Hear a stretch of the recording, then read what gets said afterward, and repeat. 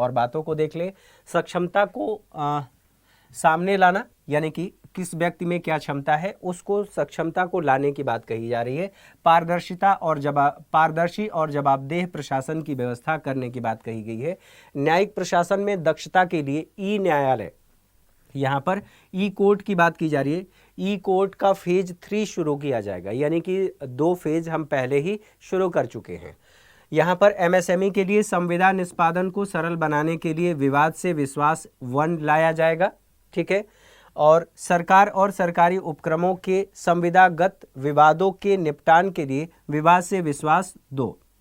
यहाँ पर एमएसएमई के लिए कहा गया है कि विवाद से विश्वास 1 है, मतलब पहली बार शुरू किया जा रहा है। और सरकार और सरकारी उपक्रमों से संबंधित जो विवाद है उनके लिए कहा गया है विवाद से विश्वास योजना जो शुरू किया गया था उसका ये दूसरा फेज है। दुर्लभ संसाधनों के बेहतर आवंटन के लिए चुनिंदा स्कीमों के लिए कहा गया है स्कीमों के वित्त पोषण को इनपुट आधारित से परिणाम आधारित में बदला जाएगा, यानी कि सिर्फ आप उसमें इन्वेस्ट न करें, यहाँ पर परिणाम भी सामने आए, परिणाम आधारित बताया गया है। दस्तावेजों को सुरक्षित तरीके से ऑनलाइन स्टोर करने के लिए साझा करने के लिए एक निकाय डिजी लॉकर स्थापित किया जाएगा। आप डिजी लॉकर पहले भी पढ़ चुके होंगे, इकोनॉमी में आप लोगों ने पढ़ा होगा, करेंट की क्लास में भी आप लोगों ने पढ़ा होगा, तो इसके बारे में डिजी लॉकर के बारे में कुछ बातें बताई गई हैं। आगे बढ़े, 2014 से लेकर के अब तक की उपलब्धियां क्या रही हैं सरकार की, वो भी बताया गया है। तो सिर्फ 9 सालों के अंदर दुनिया की 10वीं से 5वीं सबसे बड़ी अर्थव्यवस्था की तरफ हम आगे बढ़े हैं। यहाँ पर स्वच्छ भारत मिशन के तहत 11.7 करोड़ घरेलू शौचालयों का सरकार ने निर्माण कराया है, ऐसा सरकार का कहना है। इसके माध्यम से उज्ज्वला योजना, आप लोगों को पता है कि सिलेंडर गैस कनेक्शन दिया गया था, वो अलग बात है कि बाद में वो जो सिलेंडर है बैठने के काम आ रहा है। तो यहाँ पर उज्ज्वला योजना के तहत 9.6 करोड़ एलपीजी कनेक्शन देने की बात हुई है कि ये दिया गया। 102 करोड़ लोगों का 220 करोड़ कोविड टीकाकरण किया गया। पीएम जनधन योजना के तहत 47.8 करोड़ बैंक खाते खोले गए, यानी कि वित्तीय समावेशन आप कह सकते हैं। पीएम सुरक्षा एवं पीएम जीवन ज्योति योजना के तहत 44.6 करोड़ व्यक्तियों के लिए बीमा दिया गया। और साथ ही यहाँ पर बताया गया है पीएम किसान सम्मान निधि के तहत 11.4 करोड़ से अधिक किसानों को 2.2 लाख करोड़ का नगद स्थानांतरण किया गया, यानी कि आप लोगों ने पढ़ा होगा 6,000 जो दिया गया 3 समान किस्तों में, ठीक है। यहाँ पर दोगुनी से ज़्यादा बढ़त के साथ प्रति व्यक्ति आय हुई है, 1.97 लाख बताया गया है प्रति व्यक्ति आय। यहाँ पर ध्यान रखें कि यहाँ प्रति व्यक्ति आय बताई जा रही है, प्रति व्यक्ति आय जो हमारी कुल जनसंख्या है और हमारा जो नेशनल इनकम है, नेशनल इनकम से हम जब डिवाइड कर देते हैं तो प्रति व्यक्ति आय निकल जाती है।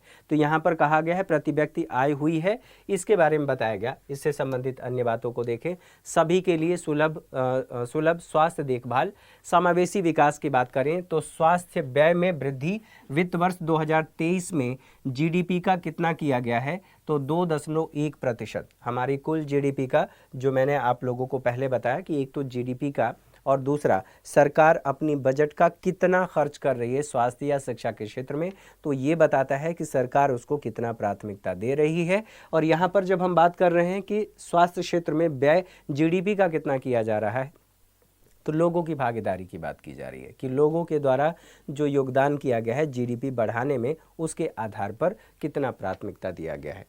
सिकल सेल एनीमिया उन्मूलन मिशन की शुरुआत और 157 नर्सिंग कॉलेजों की स्थापना की बात कही गई है। चुने हुए आईसीएमआर लैब के माध्यम से सरकारी और निजी संयुक्त चिकित्सा अनुसंधान को प्रोत्साहन दिया गया है। फार्मास्यूटिकल अनुसंधान को बढ़ावा देने के लिए नए कार्यक्रमों की भी शुरुआत की गई है। अब आगे बढ़े, इससे संबंधित अन्य बातें।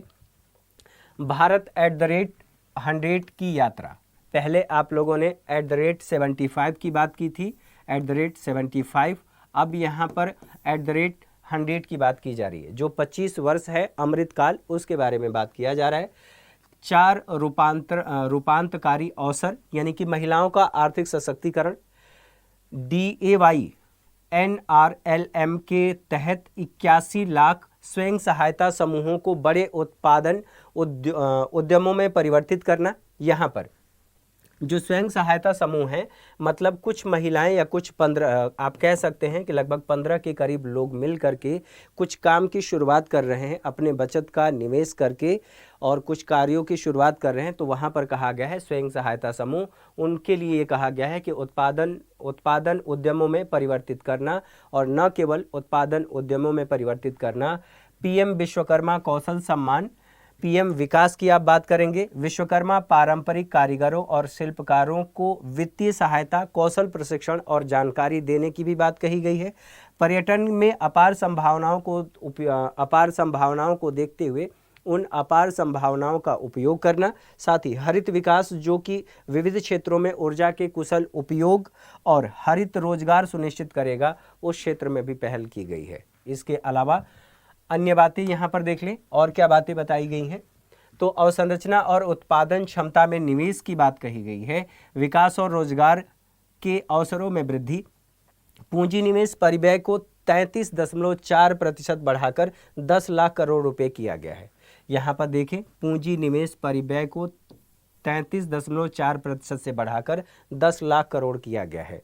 साथ ही इंफ्रास्ट्रक्चर, फाइनेंस और सेक्रेटरिएट अवसंरचना में अधिक निजी निवेश के लिए सभी हितधारकों की सहायता करेगा। अवसंरचना विकास के लिए, यानी कि आप देख रहे हैं यहाँ पर रेलवे की, सड़क और अन्य जो क्षेत्र हैं इनकी बात की जा रही है। अवसंरचना निर्माण मतलब इंफ्रास्ट्रक्चर, निजी निवेश के लिए सभी हितधारकों की सहायता करेगा। साथ ही UIDF की स्थापना द्वारा श्रेणी 2 और श्रेणी 3 शहरों में शहरी अवसंरचना का सृजन किया जाएगा। राज्य सरकारों को 50 वर्षों के लिए ब्याज मुक्त जो ऋण है उसकी बात कही गई। ब्याज मुक्त ऋण जारी रखा जाएगा, और जारी रखने के साथ साथ ये भी कहा गया है कि हरित विकास के क्षेत्र में कौन कौन से कार्य किए गए हैं। तो जलवायु लक्ष्यों की प्राप्ति की ओर अग्रसर है।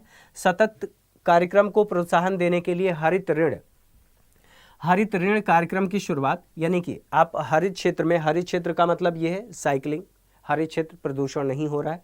यहाँ पर आप देख रहे हैं पवन ऊर्जा की बात की जा रही है। यहाँ पर सोलर, आप देख रहे हैं सोलर पैनल, ये क्या है, ये हरित ऋण मतलब हरित क्षेत्र है जिससे पर्यावरण प्रदूषण नहीं हो रहा है और हमारी ऊर्जा आवश्यकताओं की भी पूर्ति हो रही है। तो इसके लिए कहा गया है अगर इस क्षेत्र में आप निवेश करना चाहते हैं तो उसके लिए हरित ऋण कार्यक्रम की शुरुआत की गई है। राज्यों केंद्र शासित राज्यों के वैकल्पिक उर्वरकों के प्रयोग को प्रोत्साहन देने के लिए PM प्रोग्राम की शुरुआत, मतलब आप कीटनाशकों का प्रयोग ना करें, जो रासायनिक कीटनाशक हैं उनका प्रयोग ना करें, रासायनिक उर्वरकों का प्रयोग ना करें। इसके लिए कहा गया है कि उर्वरकों के प्रयोग को प्रोत्साहन देने के लिए PM प्रोग्राम की शुरुआत की गई है। गोवर्धन योजना के तहत 500 नए अवशिष्ट से आमदनी संयंत्रों की स्थापना किया जाएगा। साथ ही कहा गया है मिष्टी के तहत जो तटीय क्षेत्र हैं, तटीय क्षेत्र की बात की जा रही है, तो दरअसल हम इसकी बात कर रहे हैं जो 7516 किलोमीटर के आसपास है। तो इसके लिए कहा गया है मिष्टी के तहत तटीय रेखा पर मैंग्रोव पौधारोपण की शुरुआत, और इसके अलावा आर्द्र भूमि के इष्टतम उपयोग, ठीक है, आर्द्र भूमि के इष्टतम उपयोग को बढ़ावा देने के लिए अगले 3 वर्षों में अमृत धरोहर को लागू किया जाएगा। ठीक है, अमृत धरोहर को लागू करने की बात इसमें की गई है। शिक्षा और कौशल तक पहुंच के लिए क्या कहा गया है, समावेशी विकास, शिक्षा की व्यय में वृद्धि, वित्त वर्ष 2023 की GDP का 2.9% खर्च करने की बात कही गई है। जिला शिक्षा और प्रशिक्षण संस्थानों के जरिए अध्यापकों का प्रशिक्षण को पुनः परिकल्पित किया जाएगा। बच्चों और किशोरों के लिए राष्ट्रीय डिजिटल लाइब्रेरी की स्थापना की गई है, डिजिटल लाइब्रेरी जहां पर आप वर्चुअली परीक्षण कर सकते हैं। राज्यों को पंचायतों और वार्ड स्तरों पर प्रत्यक्ष लाइब्रेरी बनाने के लिए प्रोत्साहित करने की बात कही गई है। लाखों युवाओं को कौशल प्रदान करने के लिए PMKVY 4.0 की शुरुआत, जो हमने पहले ही पढ़ लिया था, पहले उस पर बात कर लिया था, उसके बारे में बात कही गई है। साथ ही यहाँ पर देखें भारतीय अर्थव्यवस्था को सुदृढ़ बृहद अर्थव्यवस्था के मूलभूत तत्वों को सहारा, और तत्वों को सहारा के लिए क्या क्या बातें हैं। इस वर्ष 7% की दर से वृद्धि का अनुमान जो सभी प्रमुख अर्थव्यवस्थाओं के बीच सबसे अधिक बताया गया है। यहाँ पर केंद्र सरकार राजकोषीय समेकन के मार्ग पर वित्त वर्ष 2023-24 बजट अनुमान में 5.9% का राजकोषीय घाटा बताया गया है। जीएसटी मासिक राजस्व लगभग 1.5 लाख करोड़ के आसपास बना रहा। निम्न एनपीए के चलते बैंकों की सुधरती आस्ती गुणवत्ता सितंबर 2022 में 5% रही, इसके बारे में बताया गया है। ये बातें हम लोग पहले भी देख चुके हैं।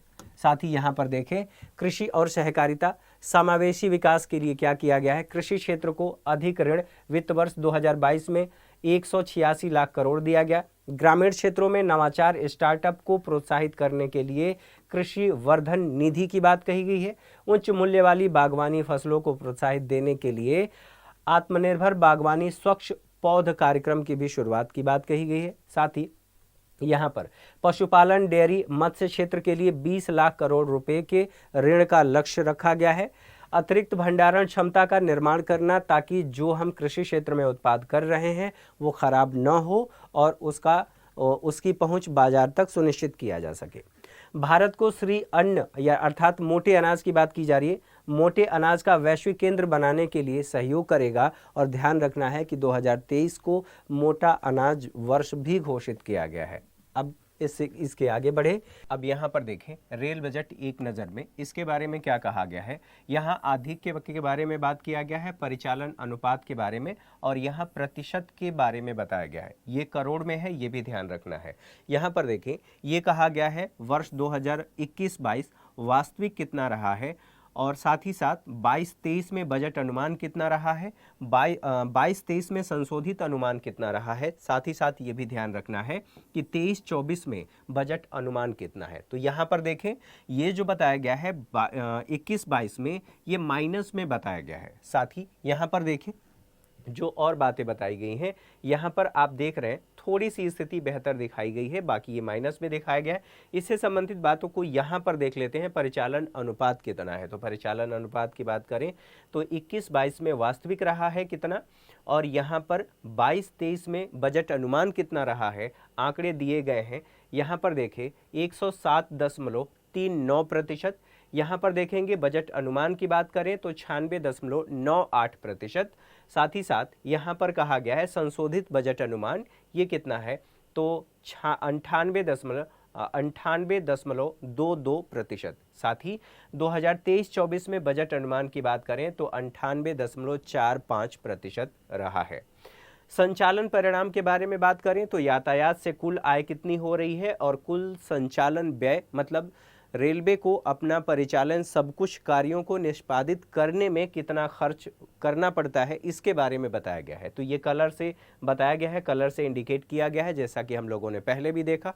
तो यहाँ पर देखें 2021-22 का वास्तविक कितना है, तो ये बताया गया है 1,91,206, यहाँ पर ये बताया गया है। साथ ही साथ ये आपसे कहा गया है करोड़ में, तो करोड़ में आप लोगों को याद रखना है। साथ ही ये बताया गया है जो आप लोग यहीं पर देखेंगे यातायात से कुल आय की प्राप्ति कितनी हो रही है, तो जितनी प्राप्ति हो रही है इसके लगभग डबल आप देख रहे हैं कि जो संचालन व्यय है वो हो रहा है। तो कहने का मतलब ये है कि जो आय हो रही है उससे ज़्यादा व्यय हो रहा है रेलवे का। साथ ही और इसी के आधार पर यहाँ पर कहा भी गया है कि ये माइनस में है। साथ ही यहाँ पर देखें 2022-23 बजट अनुमान की बात करें तो ये कितना था, 2,39,600 करोड़। अब यहाँ पर देखें ये जो बताया गया है 2,32,000 करोड़ का यहाँ पर आंकड़ा रखा गया था, कुल संचालन व्यय के बारे में बताया गया था। साथ ही यहाँ पर 2022-23 संशोधित अनुमान की बात करें तो यहाँ पर जो दिखाया गया है 2,42,693 करोड़, और यहाँ पर देखिए 2,38,000 करोड़ यहाँ पर बताया गया है संशोधित अनुमान। ठीक है, इसी के साथ साथ 2023-24 की बात करें तो बजट अनुमान में क्या कहा गया है, 2,64,000 ये बताया गया यातायात से कुल प्राप्ति होगी, और उसके साथ साथ ये कहा गया है कि व्यय कितना होगा। तो इस बार आप लोगों को ध्यान रखना है कि जो कुल संचालन व्यय है और कुल यातायात से जो आय है, आय ज़्यादा बताया गया है और व्यय कम बताया गया है। तो यहाँ पर देखें, कह सकते हैं कि इसमें एक पॉजिटिव संकेत इसके आधार पर, सरकार के आंकड़ों के आधार पर देखने को मिल रहा है।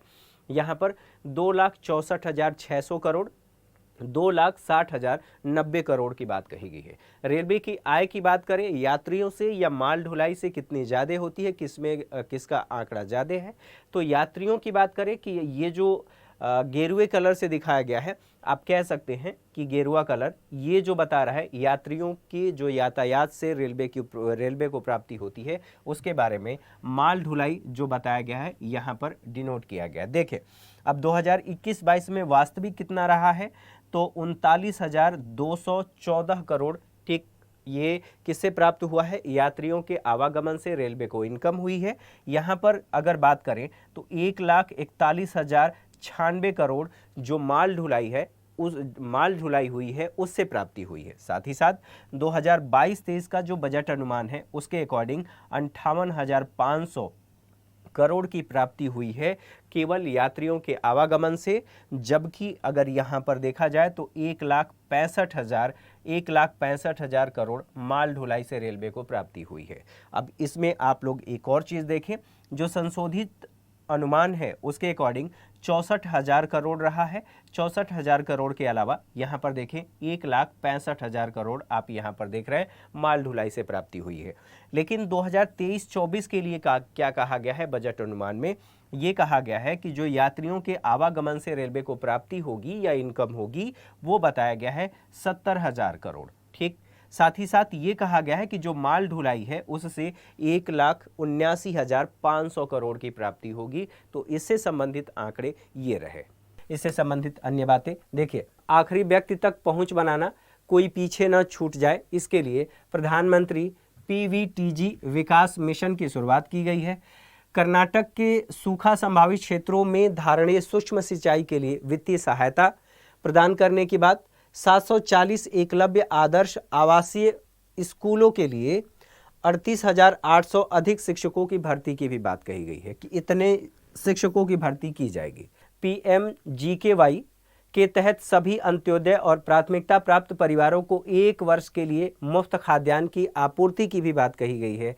प्राचीन पांडुलिपियों के लिए, ठीक है, पांडुलिपियों के लिए डिजिटलीकरण के लिए भारत श्री योजना की स्थापना और साथ ही PM आवास योजना के परिव्यय में 66% की वृद्धि भी की गई है।